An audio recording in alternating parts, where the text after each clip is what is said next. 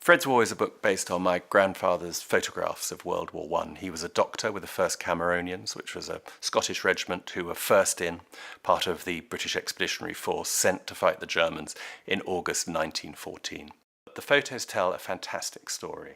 They show day by day what was happening to these young men, the conditions they were fighting in, what they were up against, and it also shows some of the camaraderie, the brotherhood that existed then. They tell a story of young men, professional soldiers, who are clearly quite excited to go to war. They're not miserable. There's a certain feeling people have about the First World War and how terrible it became. But certainly in its initial months, the professional young soldiers who are involved thought it as one of the most exciting things they could do. Bit by bit, I tried to piece together who these men were, using memoirs in the regimental archive in Scotland, using anything I could find from that period that would tell me where they were, what they were doing, what they were like, and what happened to them.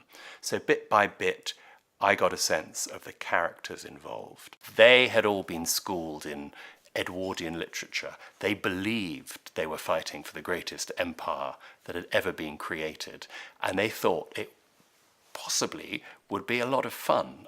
Obviously, they found, certainly within the first month, when they were being pushed back by the Germans, when they were lost without maps in northern France, that it was anything but. I found a number of memoirs. I was lucky in that the Cameronians kept a lot of diaries.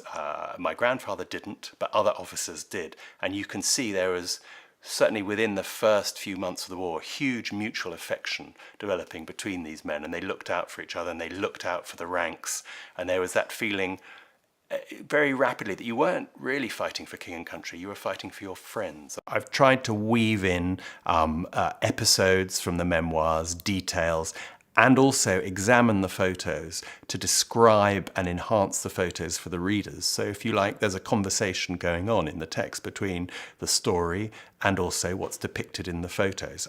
I think it's quite original. I think it gives readers something that a lot of other books about the conflict don't. You're right in there with these men. You really feel you're living the day-to-day existence with them.